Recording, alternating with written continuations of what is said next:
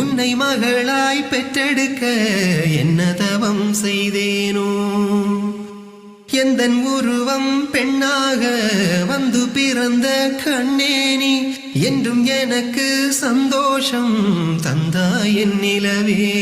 கொஞ்சம் மழலை பேச்சில் அப்பா என்று அழைத்தாய்